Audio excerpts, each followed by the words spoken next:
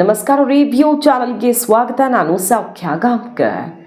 ರಾಹುಲ್ ಗಾಂಧಿಯವರ ವೋಟ್ ಚೋರಿ ಆರೋಪ ಈಗ ದೇಶವ್ಯಾಪಿ ಅದನ್ನು ಅಭಿಯಾನವಾಗಿ ದೊಡ್ಡ ಹೋರಾಟ ಮಾಡೋದಕ್ಕೆ ಕಾಂಗ್ರೆಸ್ ಮುಂದಾಗ್ತದೆ. ಇಲ್ಲಿ ಕರ್ನಾಟಕದಲ್ಲಿ ಬ್ಯಾಂಗ್ಳೂರಲ್ಲಿ ರ್ಯಾಲಿ ಹೋರಾಟ, ಸಿದ್ದರಾಮಯ್ಯನವರ ಗುಡುಗು, ಪ್ರಧಾನಿ ನರೇಂದ್ರ ಮೋದಿ ಅವರು ಆ ಸೀಟಲ್ಲಿ ಕೂರೋದಕ್ಕೆ ಒಂದು ಕ್ಷಣನೂ ಅರ್ಹರಲ್ಲ, ರಾಜೀನಾಮೆ ಕೊಡಲಿ ಅಂತ ಸವಾಲು ಹಾಕಿರೋದು ಎಲ್ಲ ನೋಡ್ತಾ ಇದ್ದೀವಲ್ಲ. ಇದರ ನಡುವೆ ರಾಹುಲ್ ಗಾಂಧಿಗೆ ಬಿಗ್ ಸೆಟ್ ಬ್ಯಾಕ್ ಆಗಿದೆ ಈಗ. ಹಾಗಾದರೆ ತಾನೇ ಒಪ್ಕೊಂಡ್ರಲ್ಲ ರಾಹುಲ್ ಗಾಂಧಿಯವರು ತಾನು ಹೇಳಿದ್ದು ಸುಳ್ಳು ಅಥವಾ ತಾನು ಕೊಡ್ತಿರೋ ಡೇಟಾ 100% ಸತ್ಯ ಅಲ್ಲ ಅನ್ನೋದನ್ನು ರಾಹುಲ್ ಗಾಂಧಿಯವರೇ ಒಪ್ಪಿಕೊಂಡ್ರಲ್ಲ ಅನ್ನೋ ರೀತಿಯಲ್ಲಿ ಬೆಳವಣಿಗೆ. ಏನದು ಹಾಗಾದರೆ? EC ಹಾಕಿರುವಂಥ ಚಾಲೆಂಜ್ ಈಗಾಗಲೇ ರಿಪೋರ್ಟ್ ಮಾಡಿದ್ದೀವಿ ಒಂದು ಸುತ್ತು. EC ಯಾವ ರೀತಿ ರಾಹುಲ್ ಗಾಂಧಿಯವ್ರಿಗೆ ಸೂಚನೆಯನ್ನು ಕೊಟ್ಟಿದೆ ಅನ್ನೋದ್ರ ಬಗ್ಗೆ ಈಗ ಎಲೆಕ್ಷನ್ ಕಮಿಷನ್ ತಾಕೀತು ಮಾಡಿದೆ ರಾಹುಲ್ ಗಾಂಧಿ ಅವರಿಗೆ. ಡೀಟೇಲ್ಸ್ ಇರ್ತಾ ಹೋಗ್ತೀವಿ. ಮಿಸ್ ಮಾಡಿದ್ರೆ ನಮ್ಮ ಚಾನಲ್ನ ಸಬ್ಸ್ಕ್ರೈಬ್ ಮಾಡಿ, ನಿಮ್ಮ ಅಭಿಪ್ರಾಯ ಕಮೆಂಟ್ ಮಾಡಿ ತಿಳಿಸಿ. ಎಸ್ ವೀಕ್ಷಕರೇ, ಕಾಂಗ್ರೆಸ್ ಒಬ್ಬೊಬ್ಬರ ಸ್ಟೇಟ್ಮೆಂಟು ಗಮನಿಸಿರ್ತೀರಾ. ಖರ್ಗೆ ಅವರು ಹೇಳ್ತಿದ್ದಾರೆ, ನಾನು ಯಾವತ್ತೂ ಸೋತೇ ಇರಲಿಲ್ಲ, ಸೋತಿದ್ದು ಒಂದು ಸಲ, ಅದು ಇದೇ ರೀತಿಯಾಗಿ ಸೋತಿದ್ದು, ಆಗ ಗೊತ್ತಿರಲಿಲ್ಲ ನನಗೆ ಅಂತ ಹೇಳಿದ್ರು. ಸೊ ಆವತ್ತಿನ ಸೋಲಿಗೆ ಇವತ್ತು ಕಾರಣವನ್ನು ಕಂಡುಕೊಂಡ ಖರ್ಗೆ ಅವರು ಸಿದ್ದರಾಮಯ್ಯನವರು ಮೋದಿ ವಿರುದ್ಧ ಪ್ರಹಾರ ಮಾಡಿದ್ದಾರೆ. ರಾಹುಲ್ ಗಾಂಧಿಯವರಂತೂ ನಾನು ಜನರ ಮುಂದೆ ಆಡೋದೇನಿದೆಯಲ್ಲ ಆ ಮಾತೇ ಸತ್ಯ, ಅದೇ ಪ್ರತಿಜ್ಞೆ ಅನ್ನೋ ರೀತಿಯಲ್ಲೆಲ್ಲ ಅವರು ಸಿಕ್ಕಾಪಟ್ಟೆ ಗುಡುಕ್ತಾ ಇದ್ದಾರೆ. ರಾಹುಲ್ ಗಾಂಧಿಯವರು ಕೇಂದ್ರ ಸರ್ಕಾರ ಮತ್ತು ಎಲೆಕ್ಷನ್ ಕಮಿಷನ್ ವಿರುದ್ಧ. ಎಲೆಕ್ಷನ್ ಕಮಿಷನ್ನು ನಾನು ಹೇಳಿದ್ದನ್ನು ತಳ್ಳೇ ಹಾಕಿಲ್ಲ ಅನ್ನೋ ರೀತಿಯಲ್ಲೂ ಅವರ ಸ್ಟೇಟ್ಮೆಂಟ್ ಎಲ್ಲ ಬಂತು. ಆ ಹೊತ್ತಲ್ಲಿ ಈಗ ಎಲೆಕ್ಷನ್ ಕಮಿಷನ್ ನೋಡಿ ಏನು ಹೇಳ್ತಿದೆ. ನಿಮ್ಗೆ 2 ಆಪ್ಷನ್ ಇದೆ, ಯಾವ್ದು ಮಾಡ್ತೀರಾ ನೋಡಿ. ಈಗ ನಿನ್ನೆನೇ ಹೇಳಿತ್ತು ಎಲೆಕ್ಷನ್ ಕಮಿಷನ್, ಈ ಆರೋಪ ಮಾಡಿದ ತಕ್ಷಣ ಹೇಳಿತ್ತು ಏನಂತ, ನೀವು ಏನು ಹೇಳ್ತಿದ್ದೀರಲ್ಲ ಅದನ್ನು ಡಿಕ್ಲರೇಷನ್ ಫಾರ್ಮಲ್ಲಿ ಕೊಡಿ. ಎಲೆಕ್ಷನ್ ಕಮಿಷನ್ ಮೇಲೆ ಮಾಡ್ತಿರುವ ಆರೋಪ ನೀವು ಡಿಕ್ಲರೇಷನ್ ಫಾರ್ಮಲ್ಲಿ ಸಹಿ ಹಾಕಿ ಕೊಡಬೇಕು ಮತ್ತು ಕಾನೂನು ಅನ್ವಯ ನೀವು ಮಾಡಿದ ಆರೋಪ ತಪ್ಪು ಅಂತ ಸಾಬೀತಾದರೆ ಸೂಕ್ತ ಶಿಕ್ಷೆಯನ್ನು ಅನುಭವಿಸಬೇಕಾಗತ್ತೆ. ಅದು ನನಗೆ ಗೊತ್ತಿದ್ದು ಇದನ್ನು ಹೇಳ್ತಾ ಇದ್ದೀನಿ. ಡಿಕ್ಲರೇಷನ್ ಫಾರ್ಮ್ ಸೈನ್ ಮಾಡಿಕೊಡಿ ಅಂತ ತಾಕೀತು ಮಾಡಿತ್ತಲ್ವ, ನಿನ್ನೆನೇ ಹೇಳಿತ್ತು. ಬಟ್ ಅದನ್ನು ಮಾಡ್ತಾ ಇಲ್ಲ ರಾಹುಲ್ ಗಾಂಧಿ. ಅಸಲಿಗೆ ರಾಹುಲ್ ಗಾಂಧಿಯವರು ಬಹಳ ದೊಡ್ಡ ಅಭಿಯಾನವನ್ನು ಕೇಂದ್ರ ಸರ್ಕಾರದ ವಿರುದ್ಧ ಇತ್ತೀಚಿನ ದಿನಗಳಲ್ಲೇ ಬಿಗ್ ಇದು ಅಲ್ವಾ, ಅಷ್ಟು ಇದು ಸಂಚಲನ ಸೃಷ್ಟಿ ಮಾಡುತ್ತೆ ಅಂತಲೇ ಕಾಂಗ್ರೆಸ್ ಈಗ ಅಖಾಡಕ್ಕೆ ಧುಮುಕಿರೋದು.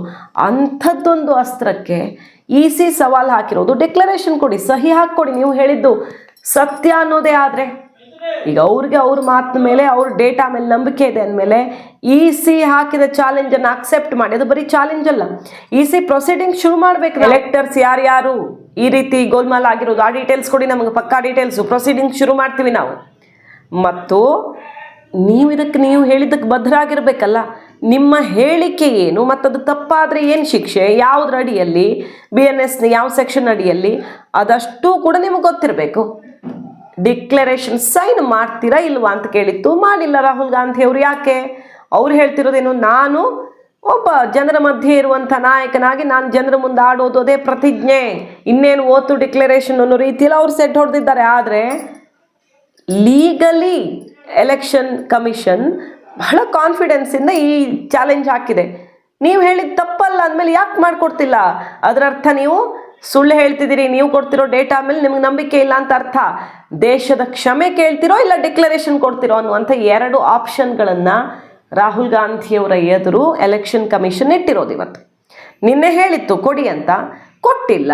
ಯಾಕೆ ಕೊಡ್ತಾ ಇಲ್ಲ ಹಾಗಾದರೆ ಅನ್ನುವಂಥ ಚಾಲೆಂಜ್ ಹಾಕಿ ದೇಶದ ಜನರ ಎದುರು ಫೇಕ್ ಅಲಿಗೇಷನ್ಗಾಗಿ ಕ್ಷಮೆಯಾಚಿಸಿ ಅಂತ ಈಗ ಆಕ್ರೋಶವನ್ನು ಹೊರಹಾಕಿದೆ, ಮತ್ತೆ ಚಾಲೆಂಜ್ ಮಾಡಿದೆ. BJP ಕೂಡ ಮುಗಿಬಿದ್ದು ಫ್ಯಾಬ್ರಿಕೇಟೆಡ್ ಎವಿಡೆನ್ಸ್, ಇದು ಬೇಸ್ಲೆಸ್, ಇದೊಂದು ಬೋಗಸ್ ಅಂತ ಆಕ್ರೋಶ ಹೊರಹಾಕಿದ್ದಾರೆ. BJP ಕಾಂಗ್ರೆಸ್ ನಡುವೆ ಜಟಾಪಟಿ ಜೋರಾಗಿ ನಡೀತಾ ಇದೆ ಬಿಡಿ.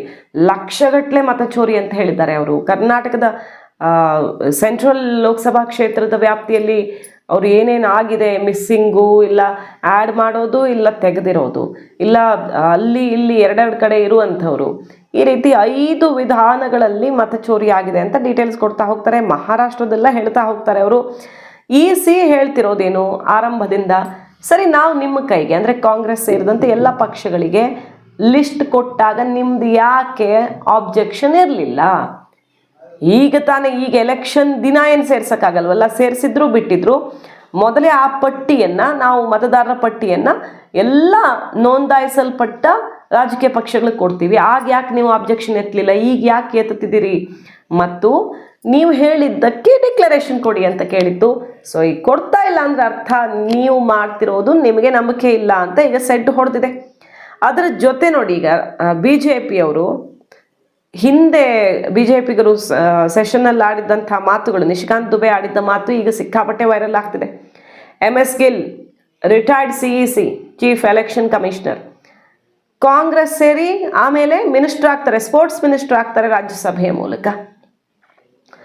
ಅಂದರೆ CEC ಆಗಿದ್ದವ್ರು ರಿಟೈರ್ಡ್ ಆದಮೇಲೆ ಕಾಂಗ್ರೆಸ್ನ ಮಂತ್ರಿ ಆಗಿದ್ದು, ಇಲ್ಲಾಂದರೆ ಕಾಂಗ್ರೆಸ್ ರಾಹುಲ್ ಗಾಂಧಿ ಅಥವಾ ಗಾಂಧಿ ಫ್ಯಾಮಿಲಿಗೆ ಹತ್ತಿರದವರು ನೇರವಾಗಿ CEC ಆಗಿದ್ದು, ಅದು ಹೆಂಗೆ ಸಾಧ್ಯ? ಈ ರೀತಿಯದ್ದೆಲ್ಲ ಕಾಂಗ್ರೆಸ್ ಅವಧಿಯಲ್ಲಿ ನಡೆದಿದೆ, ಬಿಟ್ಟರೆ BJP ಅವಧಿಯಲ್ಲ ಅನ್ನೋ ರೀತಿಯಲ್ಲಿ BJP ಕಾಂಗ್ರೆಸ್ಗೆ ಕೌಂಟರ್ ಕೊಟ್ಟ ವಿಡಿಯೋ ಈಗ ಸಿಕ್ಕಾಪಟ್ಟೆ ವೈರಲ್ ಆಗ್ತಿದೆ. MS गिल चुनाव आयुक्त, मुख्य चुनाव आयुक्त रिटायर हुए सर, कांग्रेस पार्टी के सदस्य हो गए, राज्यसभा से मेंबर हो गए और देश के मंत्री हो गए स्पोर्ट्स के।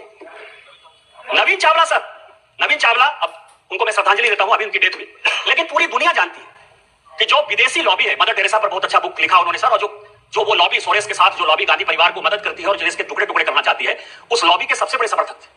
उस नवीन चावला को आपने, जो सेक्रेटरी एमपैनल नहीं था, जानकारी के लिए, उसको जबरदस्ती सेक्रेटरी एमपैनल कराया और सीधा चीफ इलेक्शन कमिश्नर बना दिया। आज यदि सुप्रीम कोर्ट के आदेश के बाद हम कानून चेंज करके लेकर आए और उसमें आप भी बैठोगे, पैनल हम देंगे, तो इसके पहले तो आपने कभी लीडर ऑफ अपोजिशन को नहीं पूछा। जब तक 2014 तक सरकार रही, मैं राहुल गांधी जी, पूरी कांग्रेस पार्टी और पूरे विपक्ष को चैलेंज करता हूं कि आपने इलेक्शन कमिश्नर के अपॉइंटमेंट में, चीफ इलेक्शन कमिश्नर के अपॉइंटमेंट में एक बार भी किसी विपक्ष के आदमी से कंसल्ट किया है? आजादी के 1950 से लेकर 2014 तक आप अपने चपरासी को, अपरासी को, कार्यकर्ता को, जिसको आपने चाहा जो है इलेक्शन कमिश्नर बना दिया। ಮತ್ತೆ BJP ಪ್ರಶ್ನೆ ಮಾಡ್ತಿದ್ದಾರೆ, ರಾಹುಲ್ ಗಾಂಧಿ ಅವರು ಹೇಳ್ತಾರೆ, how can any party win elections again and again ಅಂತ ಕೇಳ್ತಾರಲ್ಲ, ಹಾಗಾದ್ರೆ ಹಿಂದೆ ಇವ್ರ ಪಕ್ಷ ಇದನ್ನೇ ಮಾಡ್ಕೊಂಡು ಬಂದಿತ್ತೇನೋ ಪಾಪ, ಅದಕ್ಕೆ ಅವ್ರಿಗೆ ಹಂಗೆ ಅನ್ನಿಸ್ತಿದೆ. 6 ದಶಕಗಳ ಕಾಲ ಈ ಪ್ರಶ್ನೆ ನಿಮಗೆ ಬರಲೇ ಇಲ್ವಾ ತಲೆಯಲ್ಲಿ ಅನ್ನೋ ರೀತಿಯಲ್ಲಿ ತಿರುಗಿ ಬಿದ್ದಿರೋದೀಗ. ಮತ್ತು ಇನ್ನೊಂದು ಮಹಾರಾಷ್ಟ್ರದ ಒಂದು ಎಕ್ಸಾಂಪಲನ್ನು ಕೊಡ್ತಾರೆ ನೋಡಿ, ಶೇರ್ ಮಾಡಿದ್ದಾರೆ. ಮಾಲೇಗಾಂವ್ ಸೆಂಟ್ರಲ್ ಲೋಕಸಭಾ ಕ್ಷೇತ್ರ 2024 ಚುನಾವಣೆಯಲ್ಲಿ 6 ಅಸೆಂಬ್ಲಿ ಸೀಟ್ಸಲ್ಲಿ 5ರಲ್ಲಿ ಸೋಲತ್ತೆ. 6ರಲ್ಲಿ 5 ವಿಧಾನಸಭಾ ಕ್ಷೇತ್ರದ ವ್ಯಾಪ್ತಿಯಲ್ಲಿ ಹಿನ್ನಡೆ ಆಗುತ್ತೆ.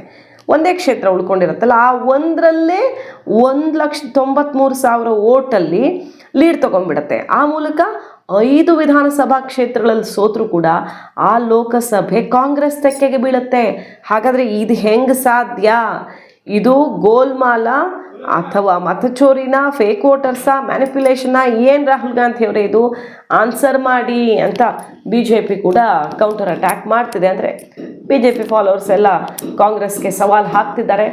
ಒಟ್ಟಾರೆಯಾಗಿ ಈಗ ಗಮನ ಸೆಳೀತಿರೋದು, ಅವತ್ತು ರಾಜೀವ್ ಗಾಂಧಿಯವರು ಬ್ಯಾಲೆಟ್ ಪೇಪರ್ ಸರಿ ಇಲ್ಲ ಅಂತ ಆಕ್ರೋಶ ಹೊರಹಾಕಿದ್ರು. ಇವತ್ತು ರಾಹುಲ್ ಗಾಂಧಿಯವರು EVM ಸರಿ ಇಲ್ಲ, ನಮಗೆ ಬ್ಯಾಲೆಟ್ ಪೇಪರಲ್ಲಿ ಆಗಬೇಕು ಅಂತ ಕೇಳ್ತಿದ್ದಾರೆ. ಹಾಗಾದರೆ ನಿಮ್ಮ ಸ್ಟ್ಯಾಂಡ್ ಏನು ಮಾಡಿದ್ರೂ ನಿಮ್ಗೆ ಸಮಾಧಾನ ಇಲ್ವಾ ಅನ್ನೋ ರೀತಿಯಲ್ಲಿ BJP ಕಿಡಿಕಾರ್ತಿರೋದು ಒಂದು ಕಡೆ. ಆದರೆ ಎಲೆಕ್ಷನ್ ಕಮಿಷನ್ ಹಾಕಿದ ಚಾಲೆಂಜ್ ಅಕ್ಸೆಪ್ಟ್ ಮಾಡದೆ ದೊಡ್ಡ ಸೆಟ್ ಬ್ಯಾಕ್ ಅಲ್ವಾ ಇದು? ರಾಹುಲ್ ಗಾಂಧಿ ಅವರು ಇಷ್ಟು ದೊಡ್ಡ ಅಸ್ತ್ರ ಎತ್ಕೊಂಡಿರುವಾಗ ಆ ಚಾಲೆಂಜನ್ನು ಸ್ವೀಕರಿಸಿಯೂ ಗೆದ್ದು ತೋರಿಸಿದ್ರೆ ಆಗ ನಿಮ್ಮ ವಿರೋಧಿಗಳು ನಿಮ್ಮನ್ನು ಅಕ್ಸೆಪ್ಟ್ ಮಾಡ್ಕೊಳ್ತಿದ್ರು. ಬಹಳ ಒಳ್ಳೆ ಚಾನ್ಸ್ ಇತ್ತು ರಾಹುಲ್ ಗಾಂಧಿ ಅವ್ರಿಗೆ ಈ ಒಂದು ಗುರಿಯನ್ನು ತಲುಪೋದಕ್ಕೆ, ತಾನು ಆಡಿದ್ದನ್ನು ಸಾಬೀತು ಮಾಡಿ ತೋರಿಸಿ ಎಲೆಕ್ಷನ್ ಕಮಿಷನ್ಗೆ ಸರಿಯಾಗಿ ಬುದ್ಧಿ ಕಲಿಸೋದಕ್ಕೆ ನಿಮಗೆ ಅವಕಾಶ ಇತ್ತು. ಯಾಕೆ ಕಲಿಸ್ತಾ ಇಲ್ಲ ನೀವು ಬುದ್ಧಿನ ಅಂತ ಕೇಳ್ತಿದ್ದಾರೆ. ಈಗ ಡಿಕ್ಲರೇಷನ್ ಯಾಕೆ ಸಹಿ ಮಾಡ್ತಿಲ್ಲ ಅಂತ ನೋಡೋಣ ಮುಂದಿನ ದಿನಗಳಲ್ಲಿ ಏನು ಮಾಡ್ತಾರೆ ರಾಹುಲ್ ಗಾಂಧಿ ಅವರು. ಮಾಹಿತಿ ಇಷ್ಟ ಆಗಿದ್ರೆ ಮಿಸ್ ಮಾಡದೆ ನಮ್ಮ ಚಾನಲ್ನ ಸಬ್ಸ್ಕ್ರೈಬ್ ಮಾಡಿ, ನಿಮ್ಮ ಅಭಿಪ್ರಾಯ ಕಮೆಂಟ್ ಮಾಡಿ ತಿಳಿಸಿ. Thank you.